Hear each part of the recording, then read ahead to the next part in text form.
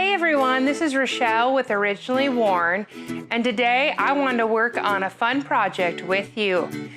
This desk behind me is going to be my husband's new desk for our basement. He does all of the video editing and he is an armchair detective for true crime mysteries, so he needs a good place to work on that stuff. The wonderful Michelle of Unicorn Spit sent me all of these really cool colors to try. I have never used it, and to be honest, I didn't do a whole ton of research on it because I'm kind of just a jump in kind of person and see if it works. So there could definitely be some wrong information in this one. So this is just my attempt at it. I have looked into it and watched some of her tutorials.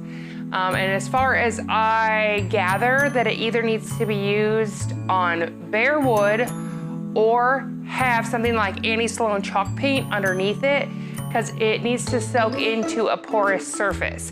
You can't just put it on this varnished piece of furniture and expect that it will stick. The other thing I found out about it is that you need to seal it with an oil-based sealer. So other than that though, it looks like a pretty fun medium to play with, and my husband absolutely loves the finished look of these pieces.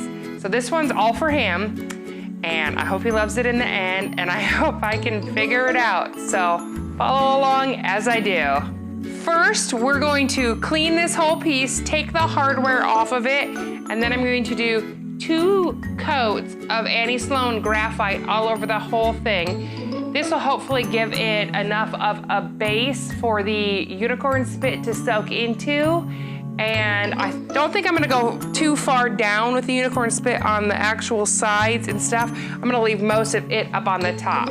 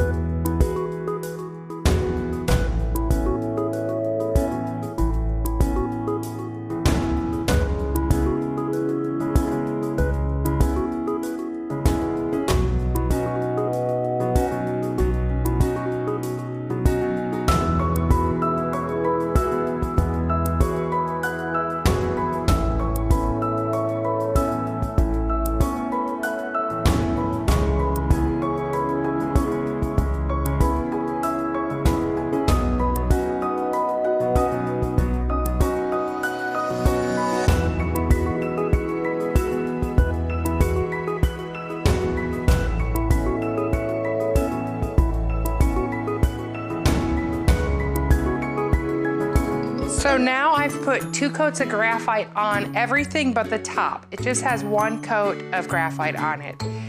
And in the sake of experimenting on my poor husband's desk, I think I'm gonna add a bit of salt wash to my graphite paint to make this textured. Not too much, because it's still a writing surface, sort of. But for what I have in mind with the Unicorn Spit, I kind of want this kind of peaks and valleys. I could do this just with Annie Sloan chalk paint by leaving it out or put it in the fridge. But I also have salt wash, and I don't use it very much, so I'm gonna try that. So I know you can buy salt wash from a lot of paint stockists, but you can also get it on Amazon, and I'll post the link below.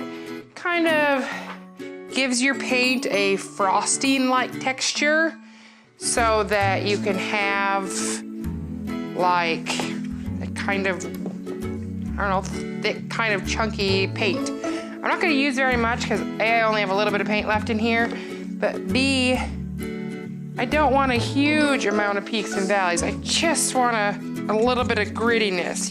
I could also have used maybe some sawdust or some sand in there. I think that'll be good because it's kind of sticking to the edge of my paint container there. We'll see. I know when you normally do this, you kind of attempt to do it in kind of a different kind of paint where you do like that. I want to really thin it out a lot more than that in most of the spots. All right, so I'm gonna go about and kind of do this with areas that have some more to it and then areas that are just smooth on out.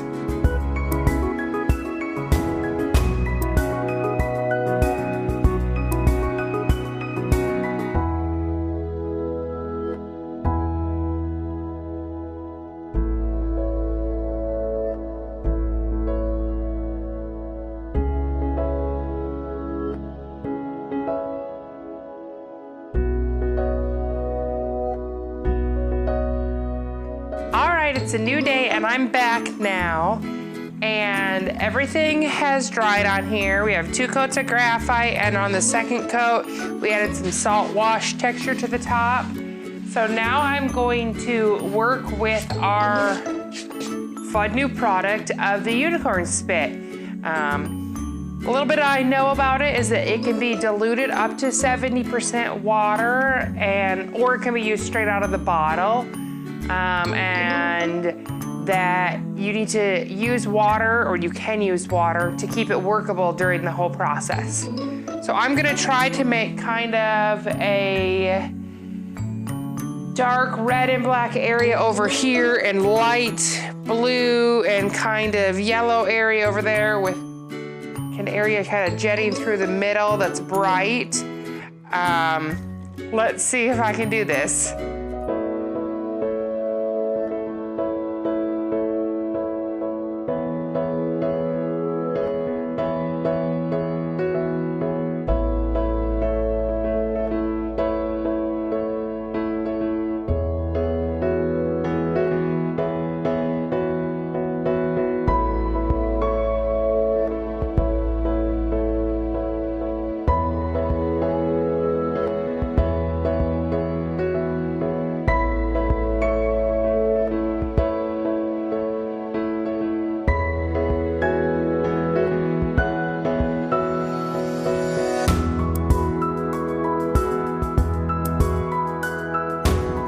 Okay, so I've finished working with the unicorn spit and it was cool, but it was also kind of hard. I think I just need to get used to it. I did throw in some of my anti-sloan paint too, because that's what I love and that's what I'm used to. But now I'm gonna get ready to put a top coat on it. Here is the top before I put the top coat on it. It's got a mix of the unicorn spit and the anti-sloan chalk paint. What I did love parts of it is that I could put kind of water drops on it and get these kind of like watercolor effect on the unicorn spit, which I like because it gives a lot of dimension and depth to the piece. I had a whole heck of a lot of trouble with the yellow unicorn spit though. I'm just not sure because yellow is a hard color anyway or what, but here this is, and now I'm going to spray it with polyurethane because the unicorn spit cannot have a water-based top coat, and I am unsure if it can have a wax top coat. I don't believe so. So I'm just gonna go with what they recommend and do some polyurethane on top.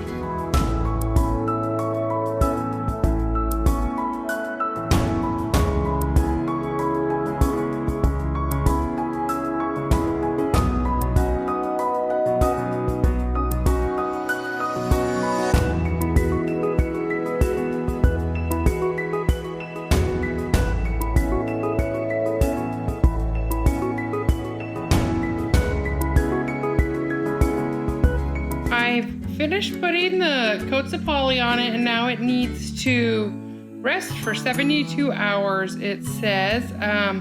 It was spray poly that I used, and it was a little harder to get the motion down because I'm not used to spraying stuff, but once I did, I know what I did wrong the first time. So there's a couple little spots that you can kind of see have an overkill of a thick layer, but otherwise, it was a fun little piece to learn on, and I will definitely use the unicorn spit again.